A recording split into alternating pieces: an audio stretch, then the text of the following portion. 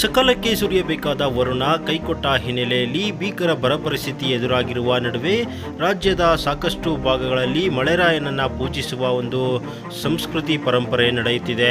ಅದರಂತೆ ಬಿಸಿಲಿನ ಬೇಗೆ ತಾಳಲಾರದೆ ಮಳೆರಾಯನನ್ನು ಮೊರೆ ಹೋಗಲು ವಿಶೇಷ ಪೂಜೆಯೊಂದಿಗೆ ಹುಡುಗನಿಗೆ ಸೀರೆ ತೊಟ್ಟು ಮೆರವಣಿಗೆ ಮಾಡಿದ ಘಟನೆ ಮಳವಳ್ಳಿ ತಾಲೂಕಿನ ಅಂಚೆದೊಡ್ಡಿ ಗ್ರಾಮದಲ್ಲಿ ನಡೆದಿದೆ.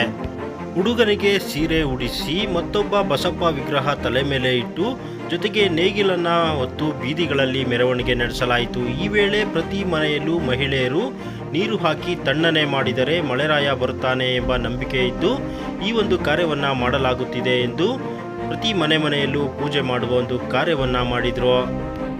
ಇನ್ನು ಇದೇ ಸಂದರ್ಭದಲ್ಲಿ ಗ್ರಾಮ ಪಂಚಾಯಿತಿ ಸದಸ್ಯ ಅನುಕುಮಾರ್ ಅವರು ಮಾತನಾಡಿ, ಈ ರೀತಿಯ ಒಂದು ಸಂಸ್ಕೃತಿ ಈ ಹಿಂದಿನಿಂದಲೂ ನಡೆದುಕೊಂಡು ಬಂದಿದ್ದು, ಅದರಂತೆ ವರುಣ ಕೈಕೊಟ್ಟ ಹಿನ್ನೆಲೆಯಲ್ಲಿ ಈ ರೀತಿಯ ಒಂದು ಪೂಜೆಯನ್ನು ಮಾಡಲಾಗುತ್ತಿದೆ ಎಂದರು.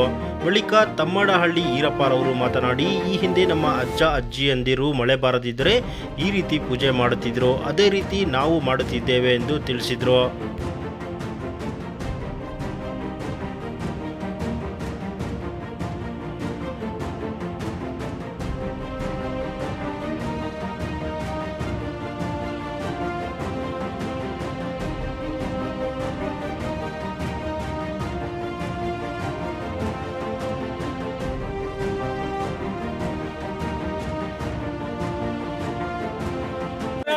ಭಕ್ತಾದಿಗಳು ಮಳೆರಾಯ ಬರ್ದಿದ್ದಕ್ಕೆ ಇಲ್ಲಿ ಮಳೆರಾಯನ ಮಾಡ್ತಾ ಇದ್ದಾರೆ. ಈ ನಂಬಿಕೆ ಮಳೆ ಬರ್ದಿದ್ದಾಗ ನೀವು ಹಿಂದೆ ನಮ್ಮ ತಾತ ಅಜ್ಜಿ ಯಾವ ಥರ ಮಾಡ್ತಿದ್ರು ಅಂದರೆ ಸೇಮ್ ಇದೇ ಥರ ಮಾಡ್ತಿದ್ರು.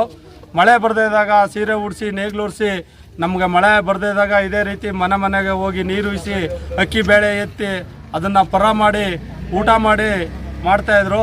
ಸೇಮ್ ಈಗ ಮಳೆ ಬರ್ದಿದ್ದಕ್ಕೆ ಉಷ್ಣಾಂಶದ ಎಷ್ಟು ಬಿಸಿಲು ದನ ಕರಿಗಳಿಗೆ ನೀರಿಲ್ದೇ ಅತಿ ಹೆಚ್ಚು ನೀರಿಲ್ದಿದ್ದಾಗ ಪರಿಸ್ಥಿತಿ ಬಂದಾಗ ಹುಡುಗರೆಲ್ಲ ಸೇರಿ ಈ ಮಳೆರಾಯನ ಮಾಡ್ತಾ ಇದ್ದೀವಿ.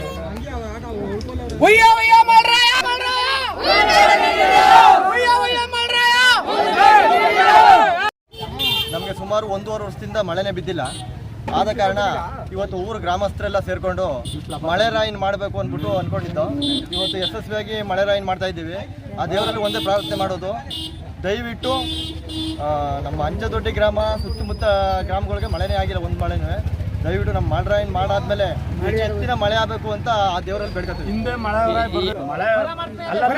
ಗಂಟೆ ಹಿಂದೆ ಊರ ಗ್ರಾಮಸ್ಥರೆಲ್ಲ ಸೇರಿಕೊಂಡು ಮಳೆರಾಯನ್ ಮಾಡಬೇಕು ಅಂದ್ರು ಬಸಪ್ಪನ ಮಾಡಿಸಿ ಬಸವನ್ನ ಉಡಿಸಿ ನೇಗಿಲನ್ನು ಓಡಿಸಿ ಮತ್ತೆ ಸೀರೆ ಉಡಿಸಿ ಎಲ್ಲ ಊರ ಗ್ರಾಮಸ್ಥರೆಲ್ಲ ಸೇರಿಕೊಂಡು ಒಳ್ಳೆ ಮನೆಗೆ ಹೋಗಿ ನೀರನ್ನ ಅವ್ರಿಗೆ ಸುರಿಸಿ ಅಕ್ಕಿ ಬೇಳೆ ಎಲ್ಲನೂ ಎತ್ತಿ ಪರ ಮಾಡಬೇಕು ಅಂದ್ಕೊಂಡು ಯಶಸ್ವಿಯಾಗಿ ಮಾಡ್ತಾ ಇದ್ದೀವಿ. ಎಲ್ಲ ಗ್ರಾಮಸ್ಥರು ಯಶಸ್ವಿಯಾಗಿ ನಡೆಸ್ಕೊಡ್ತಾ ಇದ್ದಾರೆ.